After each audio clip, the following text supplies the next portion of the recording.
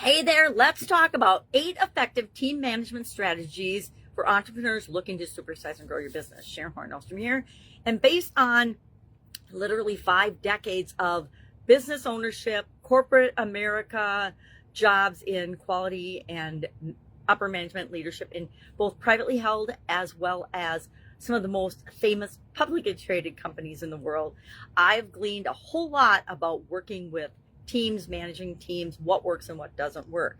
I want to share 8 things that I found to be important and effective strategies as you are managing your teams, because nobody gets to supersizing their business on their own. That means at some point we're going to have to lead or manage teams. And of course, we could have a whole discussion on the difference between leadership and management, because they are 2 entirely different skill sets.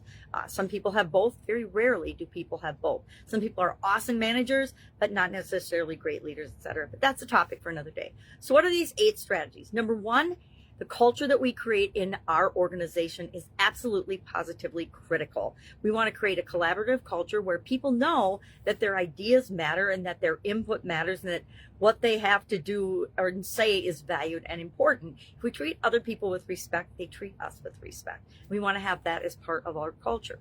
We also want to have a culture where it's okay to make mistakes, but we bring up ideas and we do our best and we're continually growing together.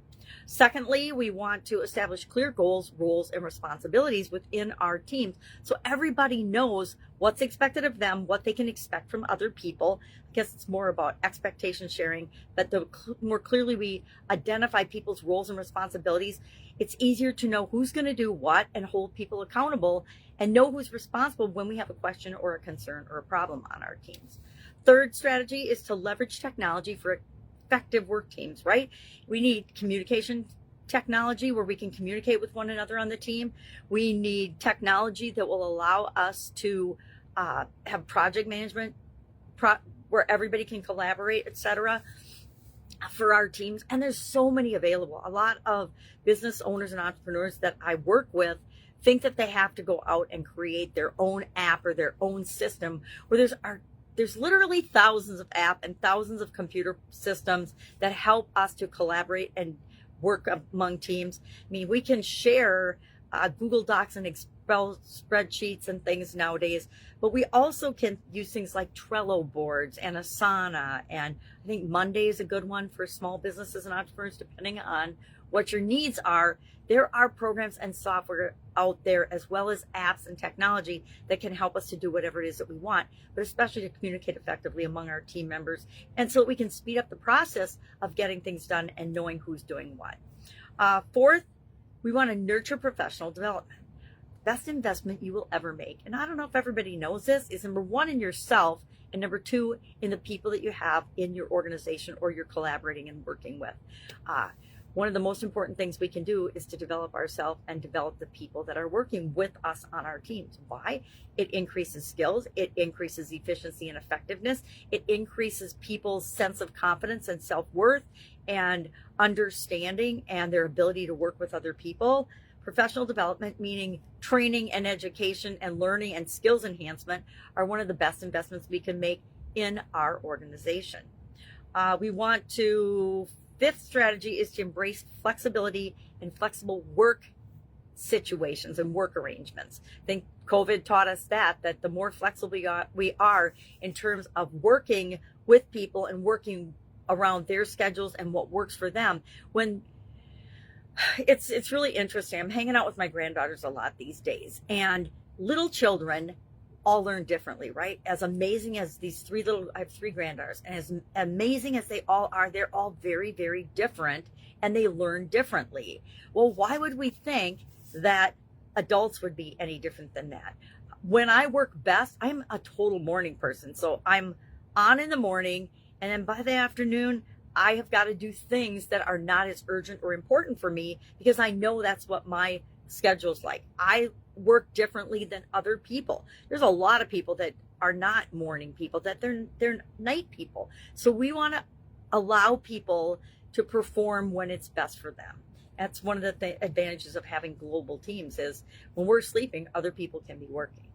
So we want to embrace flexible work situations, because they are, since COVID for sure, the wave of the future. People, and if we want to attract the best talent to work with us, we need to be flexible in what our expectations are around that. Of course, we can set up whatever we want, but we want to, the more flexible we are, the more we figure out what works for the team, the better the team will perform.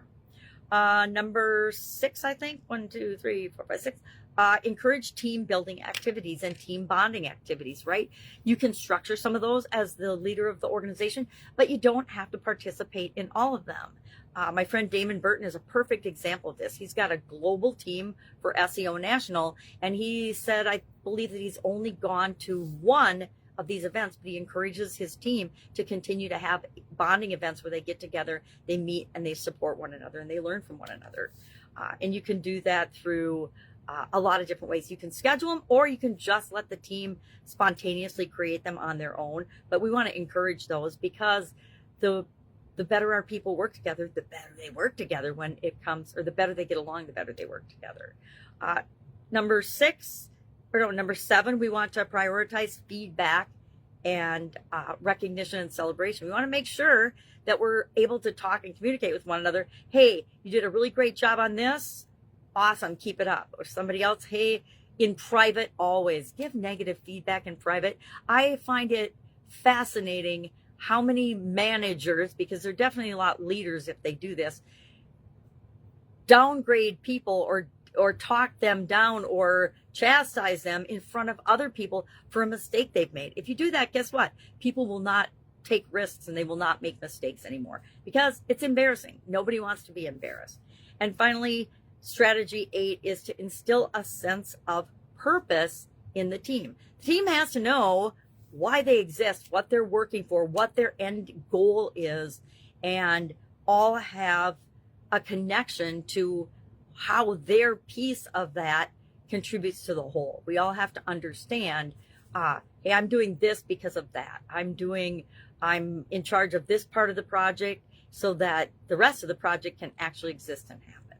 So those are some of my favorite team management, I think, strategies, and some of the important things about leading a team. One of the biggest things I noticed when I left corporate America for good, and that I really missed, was access to talented people and skills. Now, I didn't get to pick all those people, but I got to work with them, and I got to pick the people in the organizations I worked for that were the best for the teams I was running. And it was an automatic pool of people with the right mindset, people with the right goals, people with the same vision toward helping the company to achieve its goals and objectives. And one of the biggest challenges that we all have, and that I had, was building those type teams for myself and for my own businesses.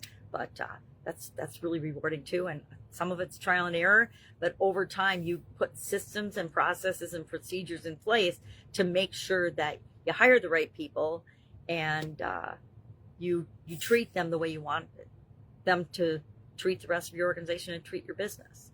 All right, have an awesome day. I'll, of course, be with you tomorrow with another supersize topic for building and growing and supersizing your business. Any questions, ask. Otherwise, I'll be with you tomorrow.